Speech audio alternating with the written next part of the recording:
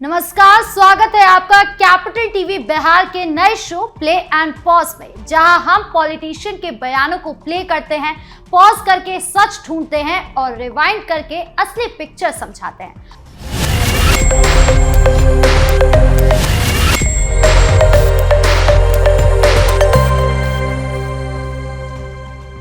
और आज के प्ले एंड पॉज में दो बड़े टॉपिक है। पहला, तेजस्वी का फुसकी बोल और दूसरा, जिन्ना प्रेमियों का इलाज।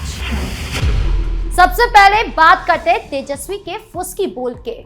तेजस्वी यादव विदेशी यात्रा में घूम घुमाकर बड़े दिनों बाद राजनीति में एक्टिव हुए हैं और वो एक्टिव होते ही नीतीश सरकार के लिए जहर उगलना शुरू कर चुके हैं। सबसे पहले तेजस्वी का वीडियो प्ले करते हैं और जानते हैं कि ऐसा क्या बोल गए तेजस्वी जिससे सियासत गर्मा गई है।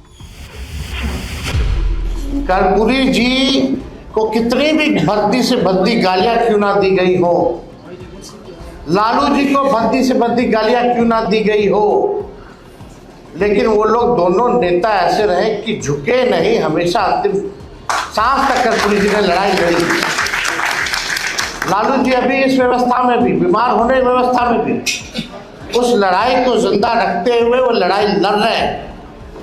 और आप सब लोगों से हम इतना ही कहेंगे, जब कर्पूरी जी नहीं झुके, लालू जी नहीं झुके, तो तेजस्वी भी झुके नहीं, इसका काम है। हम लोग लड़ेंगे और लड़ने वाला लोग ही जीतता है। कोई लेवल प्लेइंग फील्ड चुनाव में था क्या? मीडिया आपके साथ नहीं है, पूंजीपति आपके साथ नहीं है, संवैधानिक संस्थाएं आपके साथ नहीं है, अधिकारी, बेईमान अधिकारी, सब लोग, पूरा सिस्टम चुनाव में जो है लड़ा। लेकिन हमें फक्र है कि भाई इतना सिस्टम लड़ने के बावजूद भी 1,90,00,000 वोट जो है हम लोगों को मिला है। तो 1,90,00,000 वोट, और छोड़ दीजिए 60% बिहार की जनता जो है इस सरकार के खिलाफ मतदान किया। 60%, यानी बिहार की जनता जो है बदलाव चाहती थी। अब अगर वीडियो में तेजस्वी के बयान को थोड़ा रिवाइंड करें तो यहाँ तेजस्वी कह रहे हैं कि जिस तरह उनके पिता नहीं झुके वैसे ही तेजस्वी नहीं झुकेंगे। लालू जी अभी इस व्यवस्था में भी, बीमार होने की व्यवस्था में भी, उस लड़ाई को जिंदा रखते हुए वो लड़ाई लड़ रहे हैं। और आप सब लोगों से हम इतना ही कहेंगे, जब कर्पूरी जी नहीं झुके, लालू जी नहीं झुके, तो तेजस्वी भी झुके नहीं, इसका काम है। अब यहाँ सवाल उठता है कि लालू प्रसाद यादव के लिए झुकने के लिए अब क्या बाकी रह गया है। लालू प्रसाद यादव ने 1990 से 1997 तक बिहार के मुख्यमंत्री रहते हुए और उसके बाद 2005 तक राबड़ी देवी के नाम पर सत्ता संभालते हुए राज्य में जंगल राज को बहुत मजबूत किया। उनके शासन में अपराधियों को खुला संरक्षण मिला। माफिया और बाहुबली नेता जैसे मोहम्मद शहाबुद्दीन, मुन्ना सिंह, अनंत सिंह आदि राजद से टिकट लेकर विधायक और सांसद बने। इन लोगों पर हत्या, अपहरण, बलात्कार, जमीन हड़पने जैसे सैकड़ों केस थे, लेकिन पुलिस इनके खिलाफ कार्रवाई नहीं कर पाती थी। सिवान, मधुबनी, पूर्णिया जैसे इलाके में इनका डर इतना था कि लोग पुलिस से पहले इनसे डरते थे। अपहरण को एक बड़ा उद्योग बना दिया था। 1990 के दशक में बिहार में अपहरण के मामले हजारों में होते थे। अमीर व्यापारी, डॉक्टर, इंजीनियर, ठेकेदार, सबको टारगेट किया जाता था। फिरौती मांगना आम बात हो गई। लोग कहते थे कि बिहार में पैसा कमाने का सबसे आसान रास्ता है अपहरण। जान लेने के आंकड़े भी बहुत ऊंचे थे। 2004 में ही 3,948 जान लेने के मामले दर्ज हुए। रेलवे लाइन पर लूटपाट, ट्रेन में डकैती, बसों में लूट, हर जगह अपराध बढ़ गया। जाति के नाम पर हिंसा और नरसंहार भी बढ़े। बथानी टोला, सेनारी, लक्ष्मणपुर, बाथे जैसे कई कांड हुए जहां दलितों और पिछड़ों पर हमले हुए। ऊंची जातियों और पिछड़ों के बीच टकराव बढ़ा। लालू ने यादवों को बहुत ताकत दी, लेकिन इससे जातीय समीकरण और खराब हो गए। यादव मुस्लिम वोट बैंक मजबूत हुआ, लेकिन विकास रुक गया। सड़कें टूटी, बिजली नहीं आई, स्कूल कॉलेज बंद जैसे बहुत हालात हो गए। भ्रष्टाचार भी चरम पर पहुंच गया। सरकारी नौकरियां और ठेके बिकने लगे। लोग कहते थे कि बिहार में कुछ भी बिना रिश्वत के नहीं होता। लालू के शासन में विकास थम गया, अपराध और अराजकता बढ़ गई। यही वजह थी कि लोग इसे जंगल राज कहने लगे।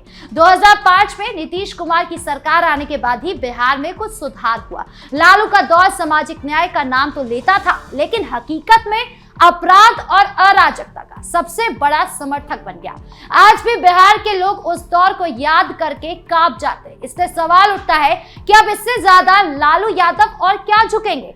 क्या लैंड फॉर जॉब या IRCTC घोटाला की काली वो अपने मुंह पर जो लेकर घूम रहे हैं वो झुकने के लिए काउंट नहीं होता है? और यही तेजस्वी यादव कह रहे हैं कि जिस तरह बिहार के साथ बर्ताव करते आए हैं लालू यादव, वैसे तेजस्वी यादव करेंगे, वो झुकेंगे नहीं। हालांकि तेजस्वी की बात की जाए तो वो कौन से तोप है, उनके ऊपर भी तो घोटाले के आरोप लगातार लगते रहे हैं। लेकिन हाल ही में एक नया विवाद तब खड़ा हुआ जब बिहार विधानसभा का शीतकालीन सत्र चल रहा था और वो विदेश घूमने निकल गए। दिसंबर 2025 में बिहार विधानसभा के सत्र के दौरान तेजस्वी सिर्फ पहले दिन स्पीकर चुनाव के लिए मौजूद रहे। उसके बाद वो पटना चले गए और परिवार यानी पत्नी और 2 बच्चों के साथ यूरोप की सैर पर निकल गए। मतलब सत्र ही कुल 5 से 6 दिन का था, जिसमें तेजस्वी यादव के पास मौका था कि वो नेता प्रतिपक्ष के तौर पर जनता की आवाज बने और सरकार से सवाल पूछे। लेकिन तेजस्वी ने क्या किया? तेजस्वी यादव ने विदेश यात्रा के चलते इंपॉर्टेंट कार्यवाही जैसे गवर्नर का अभिभाषण,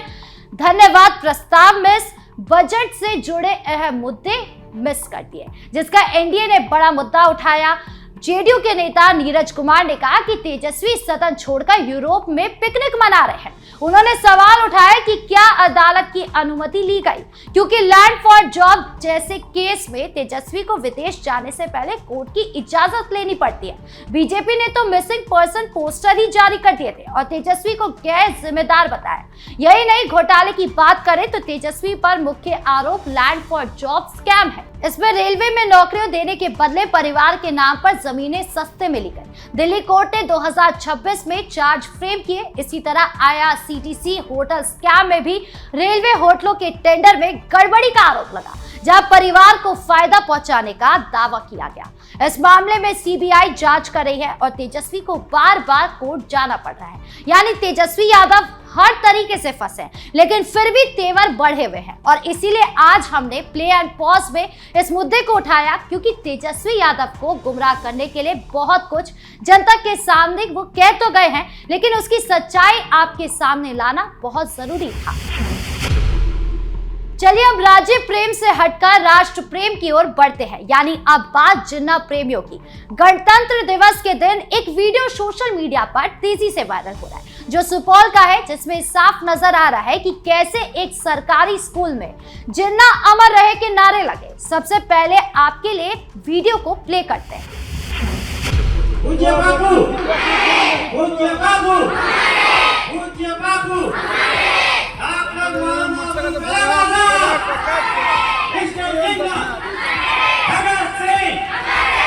भगत सिंह, पूज्य बापू, पूज्य बापू, इंकलाब, इंकलाब।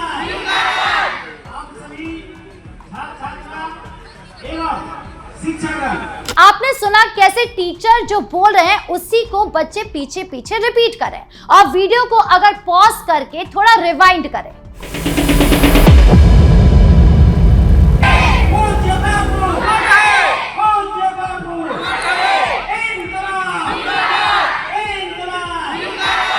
तो साफ सुन सकते हैं कि इंकलाब जिंदाबाद के भी नारे बच्चों से लगवाए जा रहे हैं। अब यहाँ सवाल ये उठता है कि ये बच्चों को पढ़ाया क्या जा रहा है? जिन्ना यानी मोहम्मद अली जिन्ना कौन थे? वो पाकिस्तान का गवर्नर जनरल, जिसने 1947 में भारत को 2 हिस्सों में बांटने की मांग की। उसकी वजह से भारत पाकिस्तान का बंटवारा हुआ, जिसमें लाखों लोग मारे गए, महिलाएं बच्चे पर अत्याचार हुए, परिवार बिखर गए, घर बार छूट गए। जिन्ना ने कभी भारत की एकता नहीं चाही, वो हमेशा भारत के खिलाफ रहे। ऐसे व्यक्ति के नाम पर गणतंत्र दिवस पर जयकारा लगाना बहुत गलत था, बेशर्मी थी। ये ना सिर्फ गलत था बल्कि देशद्रोही जैसा लगा। लोग सोचने लगे, क्या ये देशभक्ति सिखाने का कोई तरीका है? क्या बच्चे सही सीखेंगे कि देश को बांटने वाले का सम्मान करें?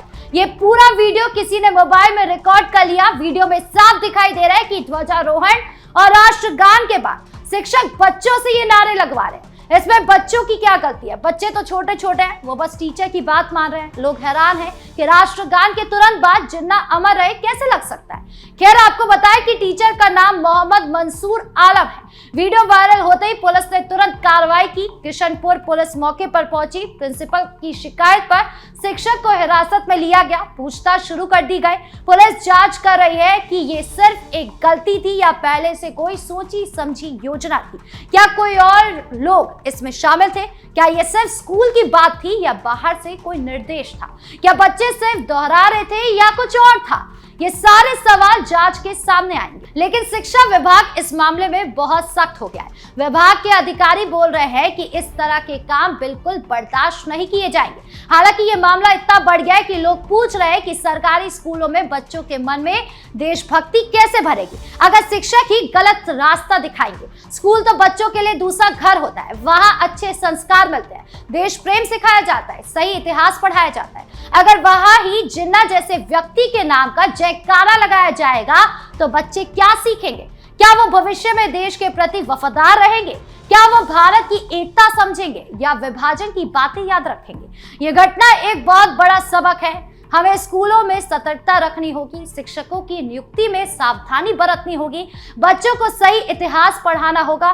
गणतंत्र दिवस, स्वतंत्र दिवस जैसे दिन देश की एकता और गर्व के प्रतीक है। इन दिनों पर अगर विभाजनकारी नारे लगे तो ये देश की भावनाओं को ठेस पहुंचाता है। ये सिर्फ एक स्कूल की घटना नहीं बल्कि पूरे शिक्षा तंत्र पर सवाल है। दोनों मुद्दे अलग लगते हैं लेकिन एक ही बात दिखाते हैं। जब सत्ता की बात आती है तो कुछ लोग सच को छिपाते हैं, जनता को गुमराह करते हैं। तेजस्वी घोटाले के आरोपों में फंसे हैं फिर भी तेवर दिखाते हैं। स्कूल में जिन्ना का नाम गूंजता है फिर भी कुछ लोग इसे एक गलती कहकर टालने की कोशिश करते हैं। लेकिन जनता सब देख रही है, सब समझ रही है। इसीलिए प्ले एंड पॉज का यही मकसद है। बयानों को प्ले करें, पॉज करें, रिवाइंड करें और सच सामने लाएं। तो आज इस खास शो में इतना ही। कैसा लगा वीडियो कमेंट बॉक्स में जरूर बताएं। वीडियो को लाइक करें, शेयर करें और चैनल को सब्सक्राइब करना ना भूलें। धन्यवाद।